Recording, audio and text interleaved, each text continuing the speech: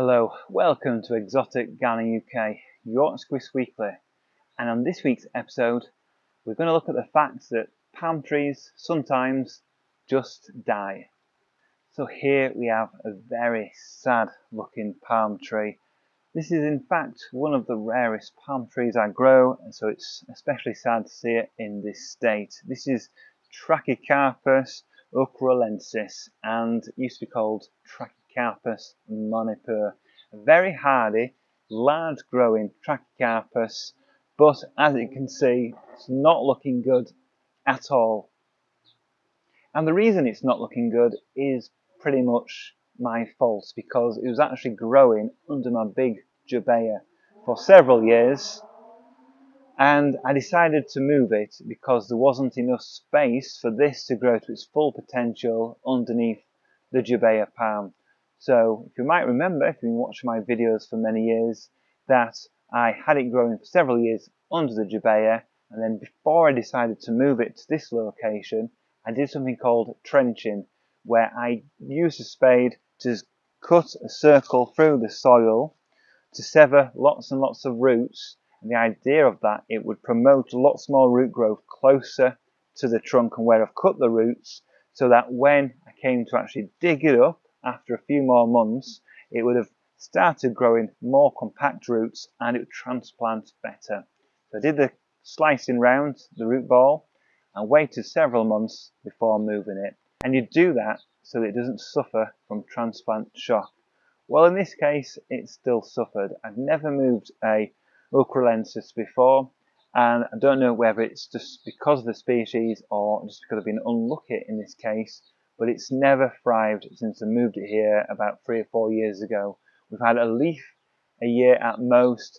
They've always come out like this, which means basically it's not getting enough water. And it's not because it's not been watered, it's because the roots haven't been able to absorb that water that's in the ground and bring it up to the trunk and the leaves, because obviously it must be that the roots have been too damaged, they've not regenerated, they've not regrown, and basically it's had a slow death over the last 3 or 4 years in this location. I can tell it's dead because there's no new growth. The newest leaves have died from the centre. It's spear pulled as well, and they only have decent leaf that it produced a couple of years ago with some green in it. It's all concertinaed up. The leaflets are folded in, which means it's not getting enough water. So in this video we're going to do a bit of an autopsy on this palm tree. We're going to cut down the trunk, we're going to dig it up, we're going to see what the roots look like, see what the growing bud looks like, and see what a dead palm tree looks like.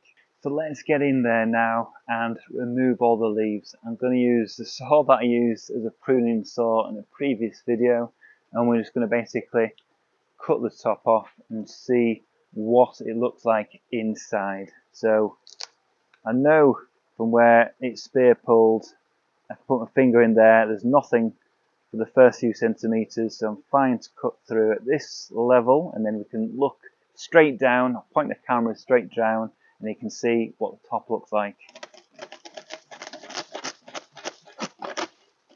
So as you can see here, there's no life at all. The base of all the petioles is straw coloured, brown, no green at all, completely dead. And in the centre there's no green life. In fact, got a bit of an old spear that I can pull out there. It's totally rotten. So I'll do another cut much further down the trunk just to show you what's in the middle of a palm tree. So I've actually cut further down the trunk, and you can see there's still no live material, still finding rot in the centre there. It's quite a messy picture. And as I've been doing this, the whole plant has been rocking, so obviously that's pretty much no roots doing anything, so that's why it's not grown at all since it's been moved to this location. So let's have a look at the roots.